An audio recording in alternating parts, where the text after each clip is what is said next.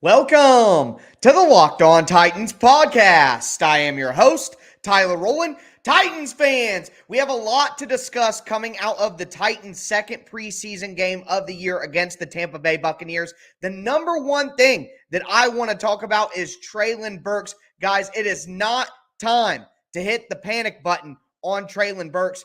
I'll explain why. Then we got to talk about the right tackle battle. I have watched the film. I have watched the tape. I'm going to tell you exactly what I saw from Nicholas Petit-Frere and from Dillon Radunz. Then I do want to talk about one development issue for Malik Willis that he made a really good correction on during last night's game. I'll explain what I saw and what I want to see him do going forward, breaking down all the big stories coming out of the Titans preseason game against the Tampa Bay Buccaneers on today's edition of the Locked On Titans podcast. Let's get it. You are Locked On Titans, your daily Tennessee Titans podcast, part of the Locked On Podcast Network, your team every day.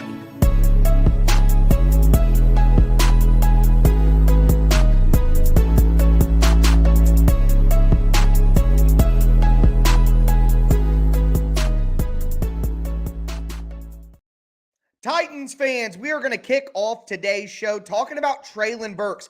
Guys, everyone needs to calm down. It's not time to panic. Before I get into why, I do want to let you know that today's episode is brought to you by BetOnline. BetOnline has you covered this season with more props, odds, and lines than ever before. BetOnline, where the game starts. Also, want to let you guys know that I do appreciate you making the Locked On Titans podcast your first listen every day. If this is your first ever listen, make sure you subscribe on whatever platform you do stream. I am going to be putting out daily, Monday through Friday, free Tennessee Titans content all year round on all platforms, including the Locked On Titans YouTube channel. Subscribe there, smash the notification bell, and throw a thumbs up on the video if you're watching right now. It goes a long way to help supporting the channel. You can find me on Twitter at Tic Tac Titans. Guys, on Sunday, I did a ton of film clips and film breakdowns on my Twitter account. I don't see how you can listen to the show and not check out the Twitter account at Tic Tac Titans, show Facebook page at Locked On Titans Pod. Remember, here on the Locked On Titans podcast, it's your team every day. But let's dive into the number one story I want to talk about, and that's Treylon Burks. So my whole message here is it is not time to panic about Treylon Burks. I know the first preseason game, he only had one touch. It was a jet sweep for 4 yards. I know that last night he only had one catch, and that was for 4 yards. But what I want to do is I want to point to some comments that Mike Vrabel made on Sunday when he was evaluating the game. He talked about Treylon Burks, and he said this, quote, "Receivers can't control when they get the ball. Their job is to get open. We were encouraged by the things that he did without the football, blocking, getting open. Still has room for improvement, however," end quote. So right there, Mike Vrabel is telling you, coming out of that first preseason game with Treylon Burks, they were saying, we didn't really see things translate from practice to the game like we wanted to. But now we're hearing, hey, we're encouraged by the things that he was doing out there, the way that he was blocking, the way that he was getting open. And we have to have a conversation about Treylon Burks as a player. Coming out of college, it was obvious Treylon Burks needed to kind of work on his route running craft, all of the little technicalities that go into that, the nuance in running routes. It's great to have Robert Woods there with him to help him with that development. But he's still a rookie, and you knew that, hey, coming out of college, he does need to work on those things, but what he can do is he can take a quick slant over the middle and take it for 70 yards. He has great body control and great contested catch ability, so he can go up and win on go routes down the field and on the sideline. Oh, he's really good at some of these gadget plays, jet sweeps, a little pop pass, little quick screen, little tunnel screen, little smoke screen. Those are the things that Treylon Burks is going to be good at on day one that the Titans can use to get him involved and make him productive. Yeah, he's got to work on all the other things. So the other things are consistently blocking downfield, getting open and getting separation with his route craft. But so basically what I'm saying is all the things that he needs to improve upon, we're getting good signs that he is, and all the things that we know that he should be good at right away, well, he's not getting the opportunity to do those things. And I want to point to another quote from Mike Vrabel here. He says, quote, the question is, are you going to manufacture ways to get the rookie Treylon Burks the ball? Mike Vrabel said yes, but not in a preseason game. So honestly, that's why all this stuff he's getting a bunch of reps. Well, conditioning was an issue, right? Don't you want Treylon Burks to get a bunch of reps out there? I don't think that him getting reps in the third quarter and the fourth quarter of preseason games is some sort of indication that, he's way down the depth chart and the Titans aren't going to use him at all. No, if conditioning is an issue for Treylon Burks, then you want him to take snaps from the first quarter all the way to the fourth quarter so you could simulate what his workload would actually be in a game. Duh, it's not him playing snaps from the first to the fourth isn't a declaration of the lack of need for him when the season rolls around. Oh, if he's playing in the fourth quarter, they don't really need him that much. That's not what it is. It's his conditioning. You want him to feel like he's playing full games so that he can be ready. So let's just, I don't see the workload and the snaps as a problem because he is a rookie who needs the reps and needs to get acclimated to how his conditioning needs to be for a full game. 2, Mike Vrabel said wide receivers can't control when they get the ball.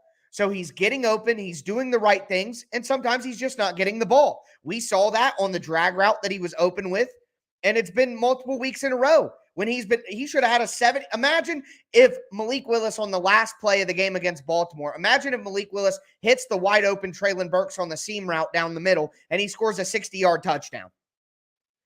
Are we having these conversations about Treylon Burks where everybody's freaking out? No. They're like, oh, he had that big long touchdown in the first game. And it wasn't his fault. So he's not getting the ball when he's getting open. He got open, and Logan Woodside threw a duck that was way underthrown, and he beat the guy down the sideline. A good quarterback is making a throw and giving him a chance. He hasn't even had a chance to do a lot of the contested catch things. Mike Vrabel admitted they're not going to scheme up plays for him in the preseason, so the things he does well right out of the gate, they're not doing for him. Everybody just pump the brakes on your Treylon Burks. Hey, Ryan Tannehill is going to put him in positions to succeed. He is going to get schemed up opportunities to do what he does well right now in the real season.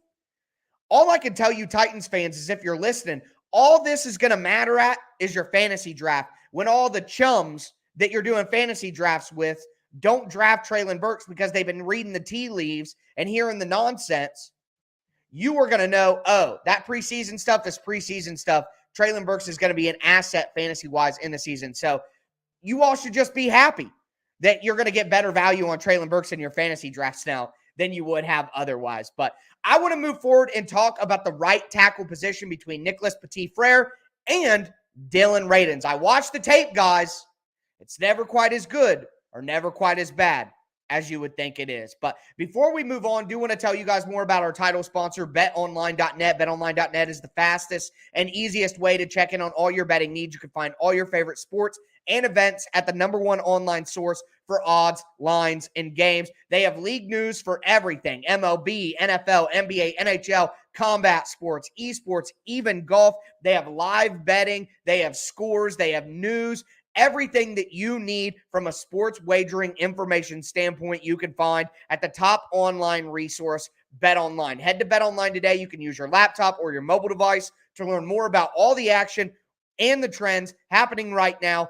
BetOnline, where the game starts.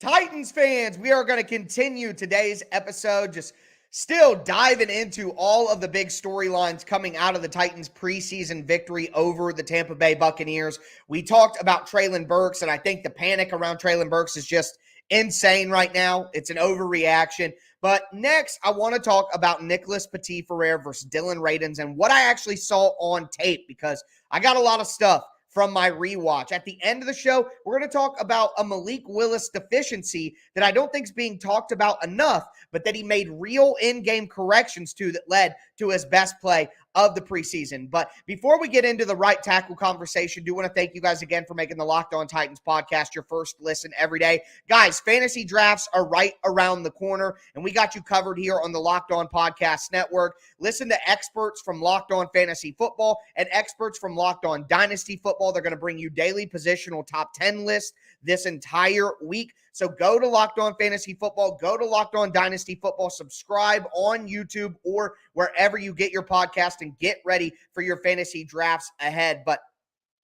what I want to talk about here is, so I'm just going to cut to the chase. Nicholas Petit-Frere is a better player than Dillon Radunz right now.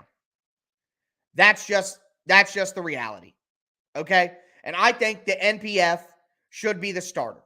So I'm just going to say that right now. But I also want to say, and that's something I said before the game. That's what I said before the game. But Dillon Radunz wasn't quite as bad as I guess everybody's acting.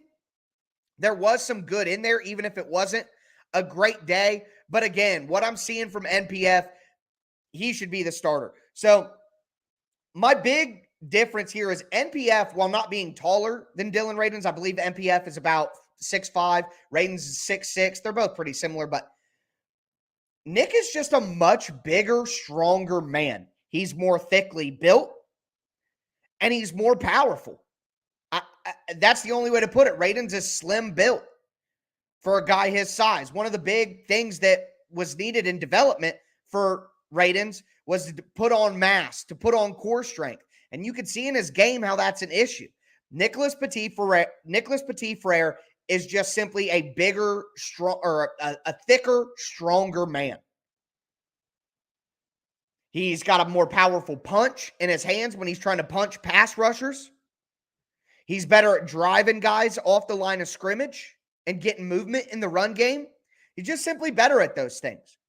And the deficiencies that stick out for Radunz are just tough for me. It's something that I identified when I scouted him coming out of college. The guy is just always on the ground. It doesn't even mean that he's always losing the rep, but he's always on the ground. Falling down in pass protection, stumbling forward when he's in run blocking.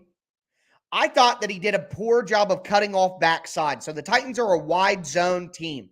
They run zone runs, which requires the backside tackle to usually cross the face of a defensive lineman. Think a defensive lineman is on the inside shoulder of Dillon Radunz.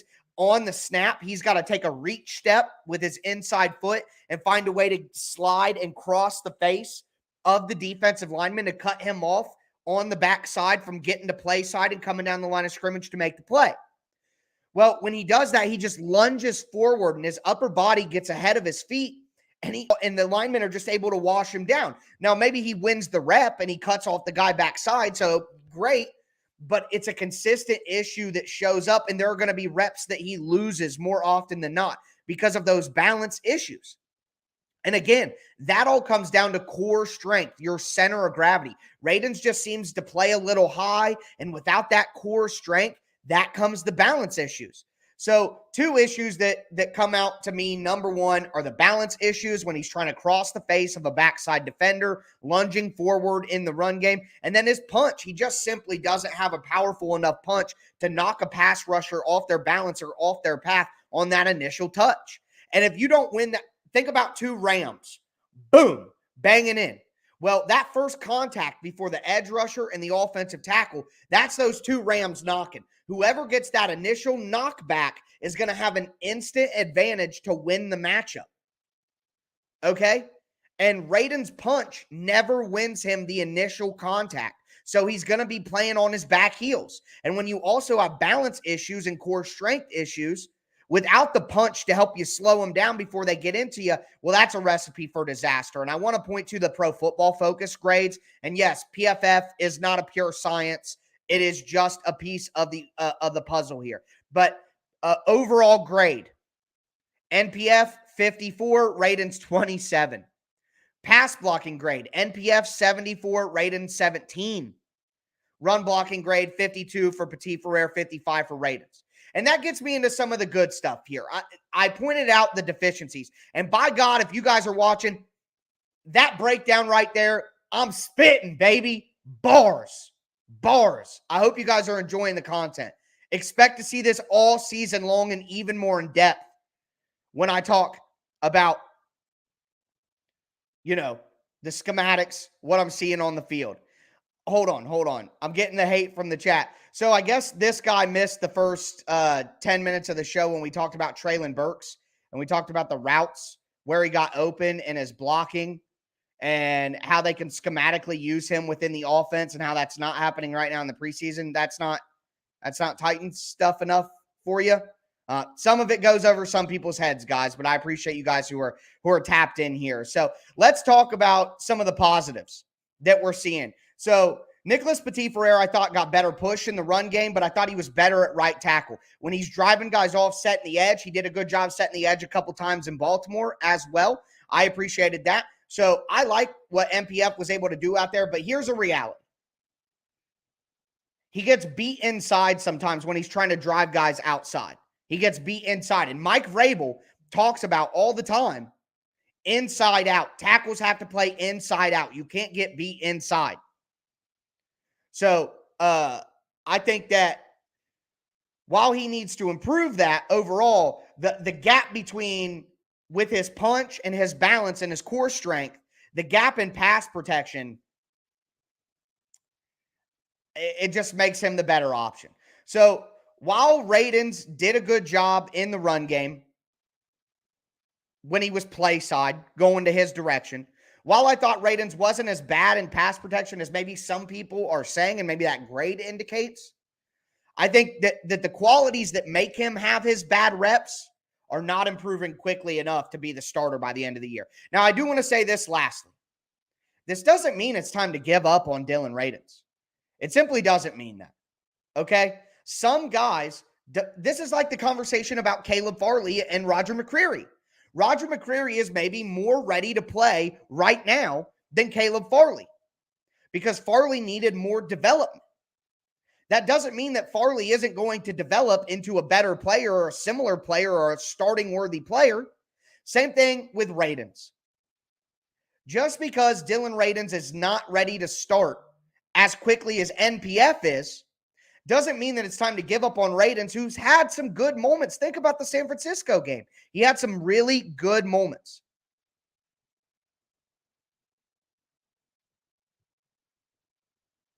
So all I'm saying is, while Radunz wasn't great, and there's a lot to be worried about, it's not time to give up. Let him develop. He's going to need to play this year. He's going to need to play. Appreciate that, John. Thank you. So that's all I'm saying is while Radunz was bad, and I think that MPF deserves a start, that doesn't mean that your development is over as a player. And there's no reason that it doesn't mean that in year 3, in year 4, Dillon Radunz is a starting quality tackle or a starting quality guard. Just don't give up yet, even if he's not ready as quickly as we all hoped. But that's what I saw from the right tackle battle, what I'm looking at individual traits-wise, and why I think NPF has the edge right now and will ultimately be the starter. But we're going to move forward. There's a part of Malik Willis's development that I think, while it has been discussed, it hasn't been focused on quite enough, like a literal micro aspect of his development that we need to talk about, that I saw him make in-game improvements on Saturday night. Before we get into it, though, do got to give you guys a little bit of a serious message here. So just, you've all been here. You're hanging out with some friends, putting back a few drinks. A few becomes a few too many. The evening comes to an end. People start to head out. You're thinking about calling for a ride. Nah, you live nearby. You can make it home okay. It's no big deal. I mean, what are the odds that you're going to get pulled over anyways? Even so, what's the worst that could happen? Your insurance goes up. You lose your license. You lose your job. You total your car. You kill someone. Everyone knows about the risks of drunk driving, and the results are tragic and often deadly. However, that doesn't stop everyone from getting behind the wheel when under the influence. And that's why police officers are out there right now looking for impaired drivers on the roads to save lives. So if you think you're okay to drive after a few drinks, guys, think again. Play it safe, plan ahead, get a ride. It only takes one mistake to change your life or somebody else's forever. Drive sober or get pulled over.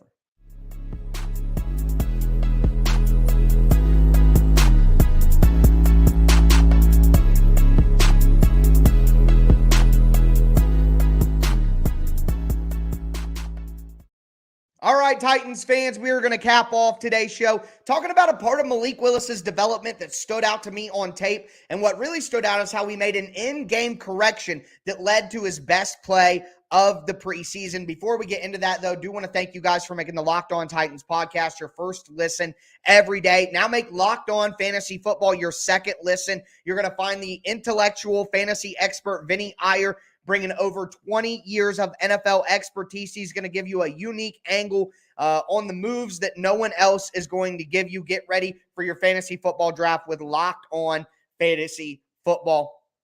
But want to move forward. We talked about Treylon Burks. We talked about the right tackle battle and Dillon Radunz and Nicholas Petit-Frere. Now I want to talk about Malik Willis, okay?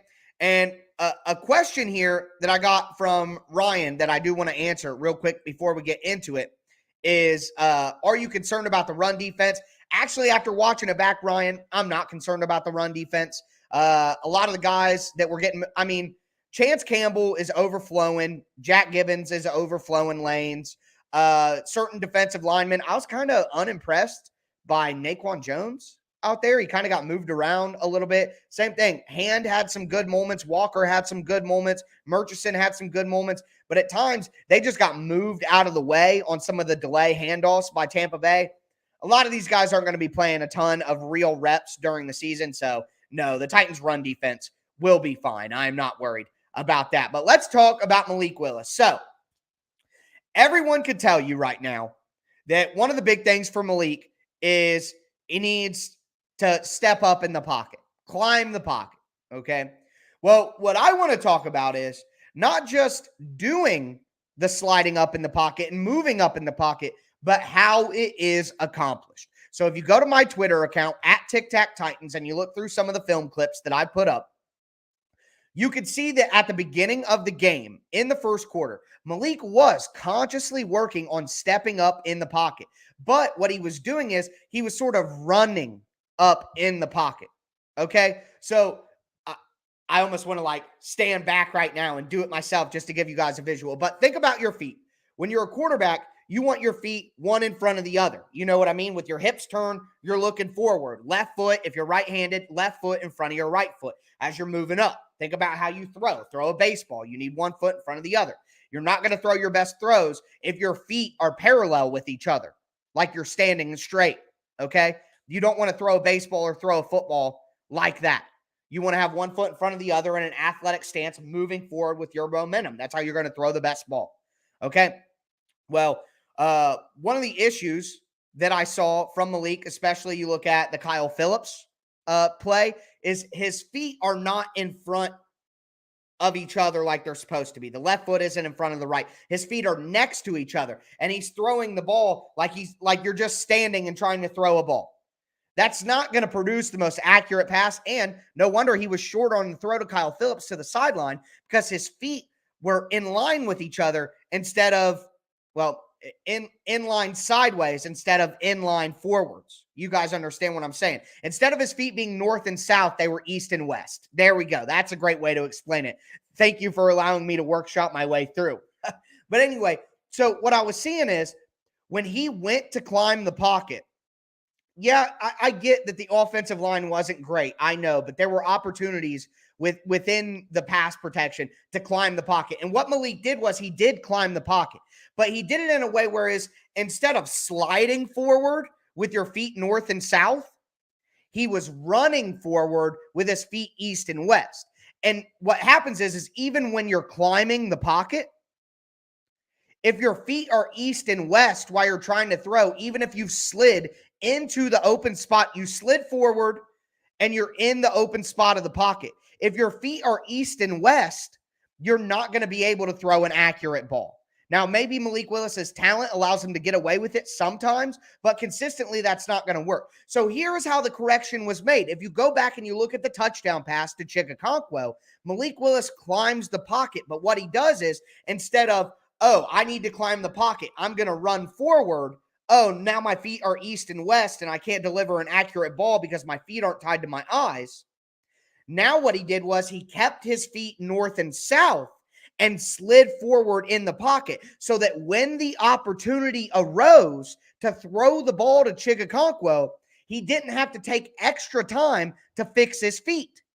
His feet were already in a good position, and it allowed him to instantly capitalize on the open man, fire an accurate strike in for a touchdown. Guys, that is in-game correction. And you know that the coaches had to go to Malik after the first quarter because the two examples that I posted on Twitter are from the first quarter where he's climbing the pocket, but he's running forward. So his feet are east and west. When he gets to the open spot, he doesn't have time to readjust. He can't make an accurate throw from that position. So in-game correction, yes, we talk about stepping up in the pocket, but it's more detailed than that. The footwork, keeping your feet north and south in a proper throwing posture and sliding forward in the pocket rather than running forward in the pocket. And everyone says on the coaching staff, Malik Willis is a quick learner. He takes what he makes mistakes. He turns them into positives. He tries to progress. He did that in game, and it resulted in his best play yet as a Tennessee Titan. I mean, that is some micro level issues that he's working on in game and then having success after he corrects them. You can't run forward in the pocket and have your feet east and west. You must slide forward and have your feet north and south. For Jael, no, I was never a quarterback coach. I haven't coached. My dad was a coach though, so I picked up all of those, but my dad was more of a defensive-minded coach, like a Rex Ryan type, if I'm honest with you guys, than he was an Andy Reid type. So, no, I'm not a quarterback coach or anything like that, but I have done interviews with Malik Willis's quarterback trainer, Sean McAvoy, if you guys want to go back in the archives and check that out. Sean McAvoy broke down Malik Willis's development. He's trained guys like Deshaun Watson, Justin Fields. So that might be an interesting thing for you to check out if you don't believe it from me.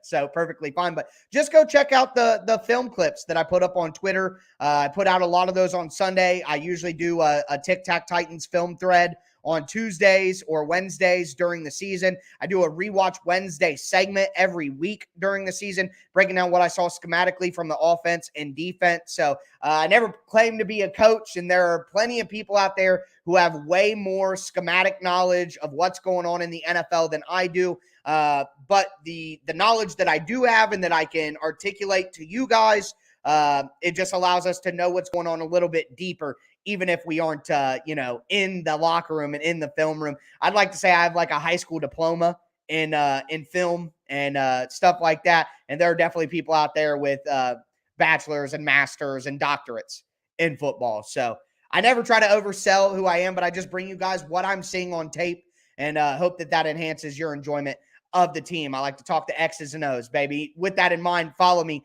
at Tic Tac Titans on Twitter. Get it? The X's and I know. I'm a cornball. I can't help it. I love football. But Kyle Phillips is the next Randy Moss. Good one, Miles. We're going to get out of here on that. All right. I know Miles is kidding, but that's good stuff. All right, guys. I'll be back with you tomorrow. The Titans practice on Monday.